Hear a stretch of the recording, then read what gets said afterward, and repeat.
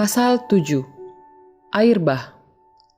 Lalu berfirmanlah Tuhan kepada Nuh, "Masuklah ke dalam bahtera itu, engkau dan seisi rumahmu, sebab engkaulah yang kulihat benar di hadapanku di antara orang zaman ini. Dari segala binatang yang tidak haram, haruslah kau ambil 7 pasang, jantan dan betinanya, tetapi dari binatang yang haram 1 pasang, jantan dan betinanya. Juga dari burung-burung di udara 7 pasang, jantan dan betina, supaya terpelihara hidup keturunannya di seluruh bumi. Sebab 7 hari lagi aku akan menurunkan hujan ke atas bumi 40 hari 40 malam lamanya. Dan aku akan menghapuskan dari muka bumi segala yang ada yang kujadikan itu." Lalu Nuh melakukan segala yang diperintahkan Tuhan kepadanya. Nuh berumur 600 tahun ketika air bah datang meliputi bumi. Masuklah Nuh ke dalam bahtera itu bersama-sama dengan anak-anaknya dan istrinya dan istri anak-anaknya karena air bah itu. Dari binatang yang tidak haram dan yang haram, dari burung-burung dan dari segala yang merayap di muka bumi, datanglah sepasang mendapatkan Nuh ke dalam bahtera itu, jantan dan betina, seperti yang diperintahkan Allah kepada Nuh. Setelah 7 hari datanglah air bah meliputi bumi, pada waktu umur Nuh 600 tahun, pada bulan yang kedua, pada hari yang ke-17 bulan itu. Pada hari itulah terbelah segala mata air samudra raya yang dahsyat dan terbukalah tingkap-tingkap di langit. Dan turunlah hujan lebat meliputi bumi 40 hari 40 malam lamanya.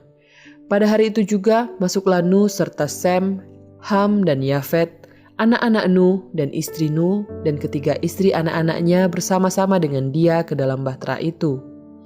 Mereka itu dan segala jenis binatang liar dan segala jenis ternak dan segala jenis binatang melata yang merayap di bumi dan segala jenis burung, yakni segala yang berbulu bersayap.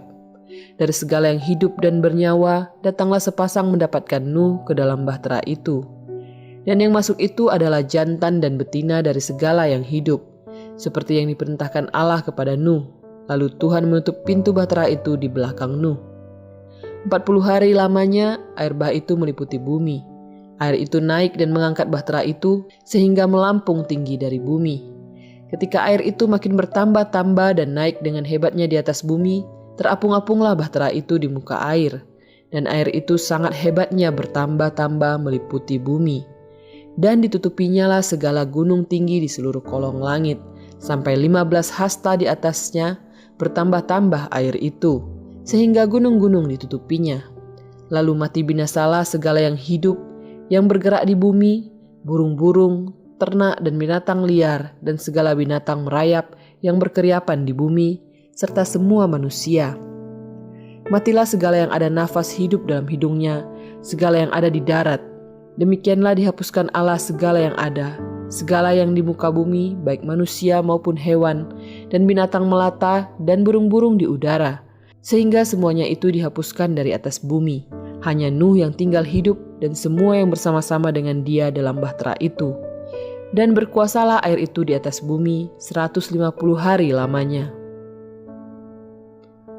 Pasal 8. Air bah surut. Maka Allah mengingat Nuh dan segala binatang liar dan segala ternak yang bersama-sama dengan dia dalam bahtera itu, dan Allah membuat angin menghembus melalui bumi sehingga air itu turun. Ditutuplah mata-mata air samudra raya, serta tingkap-tingkap di langit dan berhentilah hujan lebat dari langit. Dan makin surutlah air itu dari muka bumi, demikianlah berkurang air itu sesudah 150 hari. Dalam bulan yang ke-7 pada hari yang ke-17 bulan itu, terkandaslah bahtera itu pada pegunungan Ararat. Sampai bulan yang ke-10 makin berkuranglah air itu. Dalam bulan yang ke-10 pada tanggal 1 bulan itu, tampaklah puncak-puncak gunung. Sesudah lewat 40 hari, maka Nuh membuka tingkap yang dibuatnya pada bahtera itu. Lalu ia melepaskan seekor burung gagak, dan burung itu terbang pulang pergi sampai air itu menjadi kering dari atas bumi.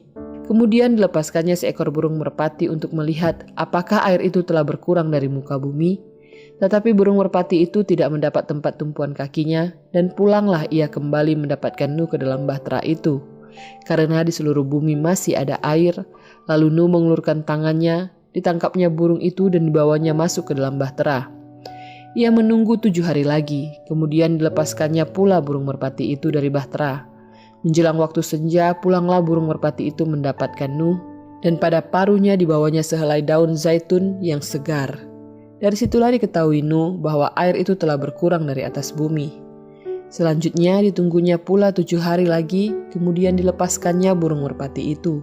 Tetapi burung itu tidak kembali lagi kepadanya. Dalam tahun ke-601, dalam bulan pertama, pada tanggal 1 bulan itu, sudahlah kering air itu dari atas bumi. Kemudian Nuh membuka tutup bahtera itu dan melihat-lihat ternyatalah muka bumi sudah mulai kering. Dalam bulan kedua, pada hari yang ke-27 bulan itu, bumi telah kering. Lalu berfirmanlah Allah kepada Nuh, keluarlah dari bahtera itu, engkau bersama-sama dengan istrimu, serta anak-anakmu dan istri anak-anakmu.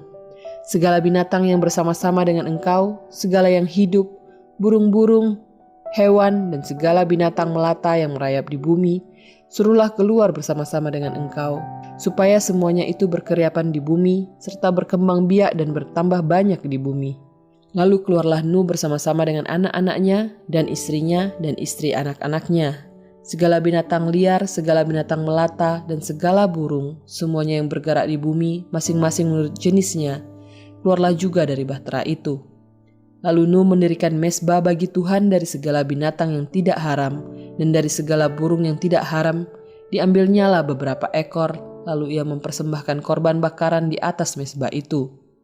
Ketika Tuhan mencium persembahan yang harum itu, berfirmanlah Tuhan dalam hatinya, "Aku tak akan mengutuk bumi ini lagi karena manusia, sekalipun yang ditimbulkan hatinya adalah jahat dari sejak kecilnya, dan aku tak akan membinasakan lagi segala yang hidup seperti yang telah kulakukan.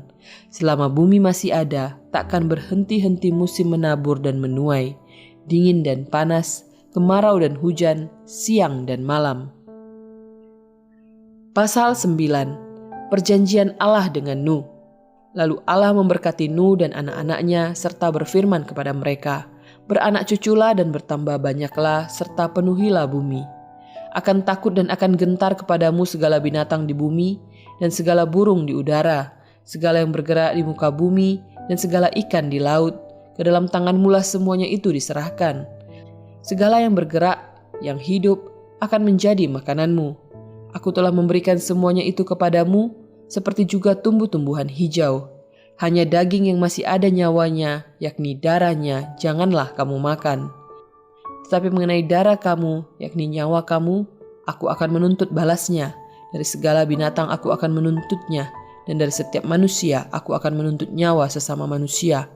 Siapa yang menumpahkan darah manusia, darahnya akan tertumpah oleh manusia, sebab Allah membuat manusia itu menurut gambarnya sendiri. Dan kamu beranak cuculah dan bertambah banyak, sehingga tak terbilang jumlahmu di atas bumi, ya bertambah banyaklah di atasnya. Berfirmanlah Allah kepada Nuh dan kepada anak-anaknya yang bersama-sama dengan dia. Sesungguhnya aku mengadakan perjanjianku dengan kamu dan dengan keturunanmu dan dengan segala makhluk hidup yang bersama-sama dengan kamu.